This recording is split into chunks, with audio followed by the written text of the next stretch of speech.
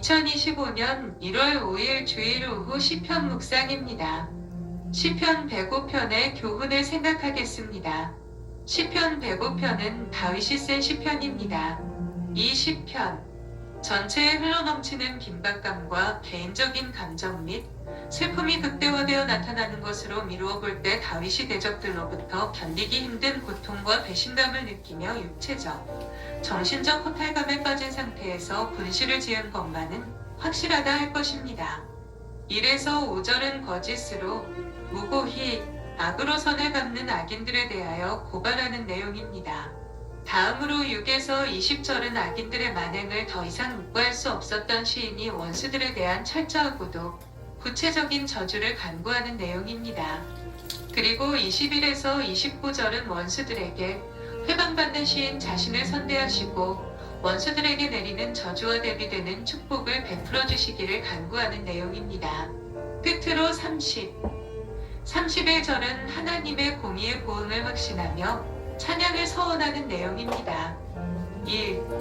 대적들의 죄에 대한 고발 1에서 5절 여기에서 다윗은 하나님께 그의 대적들의 죄를 고발합니다. 그는 내가 찬양하는 하나님이여라고 불렀습니다. 그런데 악인들의 죄를 고발하고 벌해주기를 원하면서 왜 내가 찬양하는 하나님이라고 부를까요? 그것은 그가 믿는 하나님은 인자하시고 그를 구원해 주신 분이셨을 뿐만 아니라 거룩하신 분이기 때문입니다. 그는 자기가 찬양하며 믿는 하나님께 잠잠하지 마옵소서 라고 간구했습니다. 이는 그가 믿고 이해한 하나님의 인격과 통치 방식대로 행하셔야 한다는 것입니다. 하나님이 침묵하시면 성도들은 갈등하며 힘들어하고 악인들은 두려움이 없어 더 교만하게 되어 더 많은 악을 행하게 되는 것입니다. 다윗은 그들의 악행을 고발하며 악한 입, 거짓된 입, 속이는 혀, 미워하는 말로 그를 치고 공격한다고 했습니다. 여기 그들의 악행이 모두 말인 것을 주목해야 합니다. 말은 사람을 죽이기도 하고 관계를 깨어 거룩한 목적을 이루지 못하게 합니다. 특히 까닭없이라고 한 것은 다른 사람을 해할 목적으로 허위 사실을 말하고 거짓된 소문을 내는 것을 말합니다. 다윗은 그들을 사랑했으나 그를 대적하였다고 합니다. 이 안타까운 현실에 대해 그는 기도할 뿐인 것입니다. 나는 기도할 뿐이라라는 말씀의 히브리어 본문을 직역하면 나는 기도다 라고 할 수 있습니다. 이는 그가 기도로 문제를 풀어가는 사람이라는 뜻일 수도 있고 기도 외에는 할 수 있는 없는 사람이라는 뜻일 수도 있습니다. 의인은 거짓 소문에 대해 맞불을 놓지 않습니다. 더욱 안타까운 것은 그들은 그가 베푼 선을 악으로 사랑을 미워함으로 갚았습니다. 그는 자신이 하나님 앞에서 어떤 삶을 살았는지를 말합니다. 그는 선을 행하며 사랑을 실천하며 살았습니다. 그런데 다윗에게 돌아온 것은 악과 미워함이었습니다. 이 어찌 답답하지 않을까요? 2.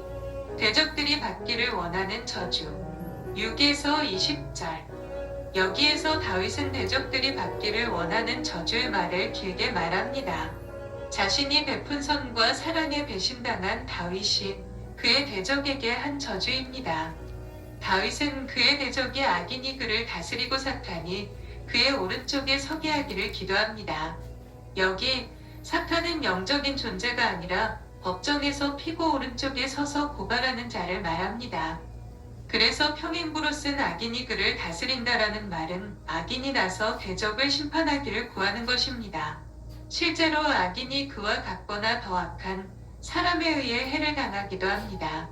그가 재판을 을받을 때 죄인으로 판결하게 하시고 그의 기도가 죄가 되게 하시기를 구합니다. 그의 연수가 짧고 그의 직분을 타인이 빼앗게 하시기를 구합니다. 연수가 짧기를 구하는 것은 질병이나 사고 등으로 정상 수명을 채우지 못하기를 구하는 것입니다. 직분은 백성 가운데 책임을 지는 지위를 말합니다. 이를 타인이 빼앗기를 구하는 것은 사회적 지위를 박탈당하기를 구하는 것입니다. 사도행전 1시 20분에 예수님이 승천하신 이후 제자들은 가룟 유다를 대신하여 다른 사람이 사도의 직분을 취하는 증거 본문으로 인용하기도 했습니다. 나아가 그의 대적의 자녀는 고아가 되고 그의 아내는 과부가 되기를 구합니다. 이 일은 그의 대적이 죽어야 가능합니다. 다윗이 그의 대적이 받기를 원하는 저주가 자기 당대만 아니라 그의 후손에게도 임하고 그와 그의 후손들에게 대한 기억조차 끊어지기를 저자는 왜 이렇게 철저하게 그의 대적이 저주받기를 구하고 있는 것일까요? 그것은 그가 인자를 베풀 일을 생각지 아니하고 가난하고 궁핍한 자와 마음이 상한 자를 핍박하고 죽이려 했기 때문입니다. 가난하고 궁핍하고 마음이 상한 자는 1차적으로 다윗 자신입니다. 그러나 일반적으로 가난하고 궁핍한 자와 마음이 상한 자는 다 사회적 약자들입니다. 그의 힘과 신분을 이용하여 이들을 핍박하고 죽이려고 한 일은 결코 가볍지 않은 죄인 것입니다. 다윗은 마지막으로 그의 대적에게 임하기를 원하는 저주를 마치며 그가 저주하기를 좋아했으니 그 저주가 그에게 임하고 축복하기를 기뻐하지 아니했으니 복이 떠나기를 구합니다. 나아가 저자는 그가 저주하기를 옷 입듯 했기에 저주가 물같이 그의 몸에 들어가고 기름이 그의 뼛속에 들어가고 저주가 그에게는 입는 옷 같고 항상 띠는 띠와 같기를 구합니다. 이는 모두 그의 대적이 저주하는 모든 저주가 그에게 임하기를 구하는 것입니다. 저자 다윗은 그의 대적들의 죄를 고발하면서 악한 입, 거짓된 입, 속이는 혀, 미워하는 말로 그를 치고 공격한다고 그들을 자기를 대적하여 악담하는 자들이라고 했습니다. 다윗은 이들에게 저주가 임하기를 기도하며 그 저주가 여호와께 받는 보응이라고 했습니다. 3. 자신의 구원을 위한 간구 21에서 31절 여기에서 다윗은 1인칭 화자가 되어 앞의 저주와 대조적으로 자신의 구원을 위해 간구합니다. 그는 주의 이름으로 말미암아 그를 선대하고 주의 인자하심으로 그를 건지시기를 구합니다. 다윗은 시편 109장 22에서 25절에서 그가 어떤 상태에 있었는지 묘사합니다. 그는 가난하고 궁핍하며 그의 중심이 상해 있습니다. 그는 석양의 그림자처럼 지나가고 메뚜기처럼 불려간다고 합니다. 석양의 그림자는 순식간에 사라집니다. 메뚜기처럼 불려간다는 것은 농부가 곡식을 갉아먹는 메뚜기를 떨쳐버리는 것을 의미합니다. 불려간다는 것은 다윗이 금방 사라질 존재처럼 위기에 처해 있음을 의미합니다. 이뿐만 아니라 금식함으로 무릎이 흔들리고 육체는 수척해졌다고 합니다. 이는 그를 고통스럽게 하는 문제로 말미암아 금식해서도 응답이 되지 않는 상황으로 육체가 수척해진 것으로 볼 수 있습니다. 그러한 모습을 보고 대적들은 그를 조롱하고 머리를 흔듭니다. 머리를 흔든다라는 말은 경멸적인 행동을 의미하는 말입니다. 예수님이 십자가에 달리셨을 때 지나가는 자들은 머리를 흔들고 조롱했습니다. 다윗은 그가 어떤 상태에 있었는지 묘사한 다음에 하나님이 그를 도와 주의 인자하심으로 따라 구원하시기를 구했습니다. 그리고 이것이 주의 손이 하신 일인 주를 그의 대적들이 알게 하시기를 구했습니다. 여기서 이것이라고 하는 것은 주의 인자하심을 따라 그가 구원을 얻은 것을 말합니다. 이것은 그의 구원이 우연이 아니라 주의 손이 행한 것임을 그의 대적들이 알기를 구했다는 것입니다. 그들은 그에게 저주해도 주는 그에게 복을 주시기를 구하고 그들은 수치를 당할지라도 주의 종은 즐거워할 것이라고 합니다. 그리고 저자는 이미 앞에서 그의 대적들에게 저주가 임하기를 기도한 바가 있지만 욕의 옷을 입듯 하고 수치를 겉옷같이 입게 되기를 구합니다. 이것은 그들이 욕과 수치를 당하기를 구한 것입니다. 다윗은 마지막으로 탄식시나 저주시에 나타나는 하나님의 응답에 대한 확신과 찬송으로 마칩니다. 그는 자기 입으로 여호와께 감사하며 많은 사람 중에서 찬송할 것이라고 합니다. 왜냐하면 하나님이 궁핍한 자의 오른편에 서서 그의 생명을 심판하려는 자들에게 구원하실 것을 믿기 때문입니다. 이 확신은 악한 말로 대적하는 자들이 우리를 힘들게 만들고 모욕해도 선을 행하며 사랑을 실천하게 만듭니다.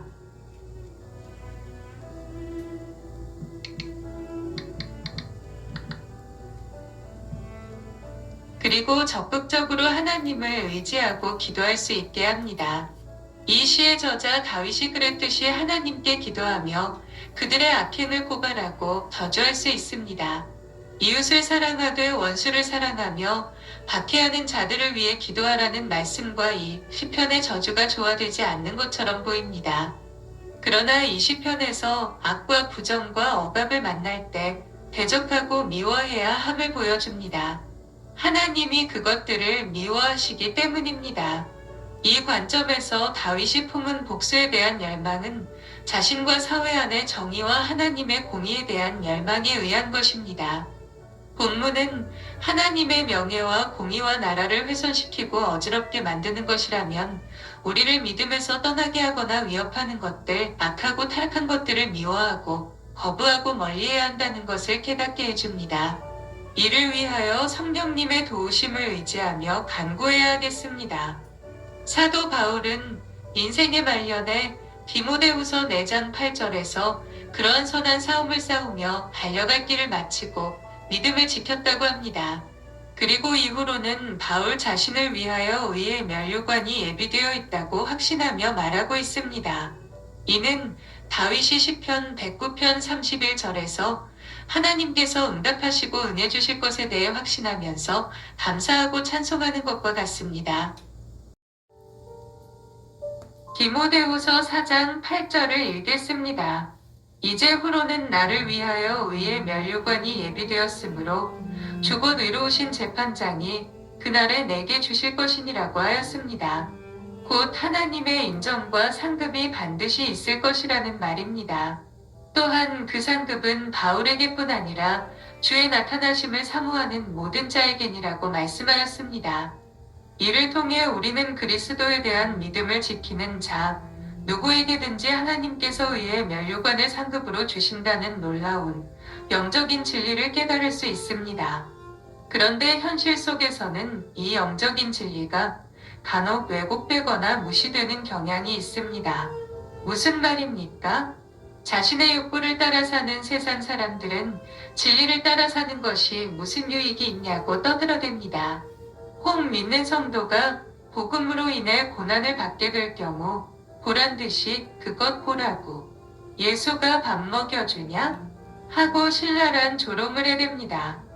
신앙을 갖는 것이 무슨 유익이 있냐는 것입니다. 그런데 우리를 더욱 안타깝게 하는 현상이 있습니다. 그것은 믿는 성도들 중에도 이런 생각을 하는 사람이 있다는 것입니다. 예상하지 못했던 큰 시련이 오면 믿어봤자 말짱꽝이야 라는 식의 생각이 불현듯 일어나고 그런 말을 내뱉곤 합니다. 또 어떤 성도들은 적당주의를 표방하며 스스로 헌신과 열정에 대한 한계를 정해놓기도 합니다. 즉, 이 세상에서 불이익을 당하지 않는 한도 내에서 신앙생활을 하려고 노력하는 사람들이 있다는 말입니다. 이런 사고를 가진 사람들의 마음에 어떤 전제가 있는 것입니까? 신앙은 우리에게 어떤 유익도 줄 수 없는 것이라는 강한 신념이 아닙니까? 그렇습니다. 이들에게 신앙은 거추장스러운 것이거나 유익을 방해하는 장애물일 뿐입니다. 때문에 액세서리처럼 신앙은 언제든지 포기할 수 있는 것이 되기도 하며 상황에 따라 기준이 바뀔 수 있는 것이 됩니다. 그렇다면 진정신앙은 인간에게 실제적인 어떤 보상도 줄 수 없는 것입니까?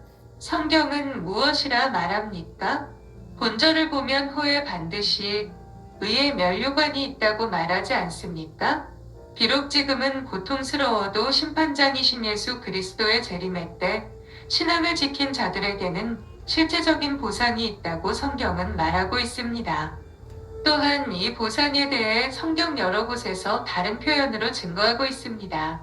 생명의 면류관 또는 영광의 면류관, 이 바로 그것입니다. 그렇습니다. 믿음을 지킨 자들에게는 회부에 와닿는 영원한 생명, 영광의 보상이 있습니다. 이 보상은 세상의 모든 부와 명예와 쾌락을 합한 것보다 더 가치 있는 것입니다. 또한 이는 오늘의 아픔과 어려움을 거뜬히 참을 수 있게 해줍니다. 생각해 보세요. 순간의 만족을 위해 영원한 것을 포기하는 것이 얼마나 어리석은 일입니까? 이런 어리석음에 빠지지 않는 지혜로운 성도가 되어 영원한 상을 얻는 우리 모두가 되시기를 소원합니다. 인생의 끝에 선 바울의 믿음의 후배들에 대한 강한 권면과 회고적인 고백으로 된 본문은 우리에게 깊은 도전과 감동을 동시에 주는 귀한 말씀입니다. 이 본문은 내용상 남을 향한 권면과 자신의 지난 삶에 대한 고백으로 뚜렷이 구분되는 듯합니다. 그러나 이것이 하나님의 부름을 따라 한평생 한 점 부끄러움 없이 살았던 바울의 마지막 말씀임을 감안할 때 이 둘은 결코 둘이 될 수 없습니다. 오히려 이 둘은 상호적으로 연관되어 더욱 강하게 우리에게 도전을 주는 것이라 할 수 있습니다. 즉, 본문에 나타난 바울의 유언의 내용은 말씀을 전파하라 란 말로 축약될 것입니다. 그런데 이 유언이 바울의 삶과 전혀 관계가 없던 것입니까? 아닙니다. 너무도 관계 깊은 것입니다. 그렇다면 죽음의 그날까지 그가 싸운 선한 싸움은 무엇을 말하는 것입니까? 바로 때를 얻든지 이방인들에게 복음을 전하는 것이었습니다. 그것으로 인해 그는 의의 면류관의 기업을 얻게 됨을 확신하고 있었던 것입니다. 결국 본문은 믿음의 후손들에게 자신이 했던 그 일을 계속해달라고 부탁하는 유언인 것입니다. 어떠한 일이 있어도 복음을 전해달라고 부탁하고 있는 것입니다. 하지만 이 유언은 바울이 가장 먼저 한 것이 아닙니다. 그에게는 이 유언의 모델이 있었습니다. 단지 그의 마지막 말씀을 따랐을 뿐입니다. 그것은 바로 예수 그리스도의 마지막 말씀입니다. 오직 성령이 너희에게 임하시면 너희가 권능을 받고 예루살렘과 온 유대와 사마리아와 땅 끝까지 이르러 내 증인이 되리라. 주님의 이 마지막 말씀은 오늘 우리에게도 동일하게 들리고 있습니다. 그러므로 이 복음 전파의 부탁, 주님과 바울의 부탁을 마음 깊이 새기고 순종하는 우리 모두가 되어야 하겠습니다. 감사합니다.